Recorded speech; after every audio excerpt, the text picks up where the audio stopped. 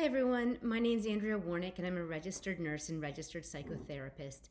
And one of the things that I struggled with most as a nurse, working particularly with kids who had cancer or were dying, was what to say to their families or even the kids directly themselves. If the diagnosis got harder, if one of them had died, and even pre-existing this, I think back to being a kid and really not knowing what to say or what to do when somebody died in my life. I think back to when a young friend had their parent die, and I specifically said to my dad, I don't know what to say to them about this. And my dad's advice was don't say anything because you don't want to upset them.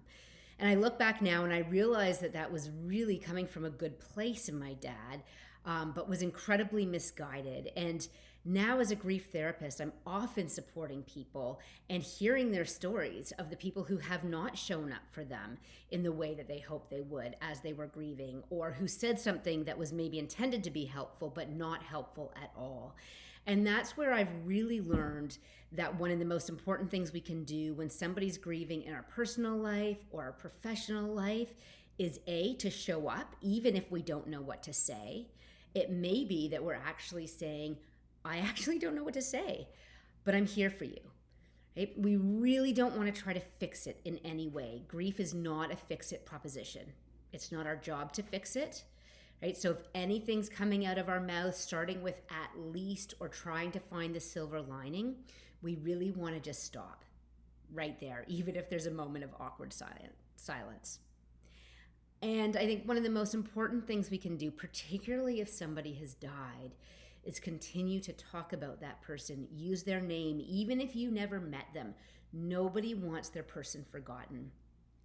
And I think in my own life, when my dad died, a friend who came up and said to me, and I never got to meet your dad. I wish I had, but I didn't. But I'd love to hear stories about your dad.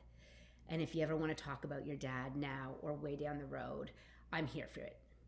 And that's where I really encourage, even if you've never met the person who died, use their name, invite people to talk, not just in the short term. We tend to have really a short attention span for grief in our society, I find, but for the long term as well. Maybe you mark down on a calendar the birth date or the death date of the person who died and make sure to reach out to the people closest to them on that date every year. And again, use their name.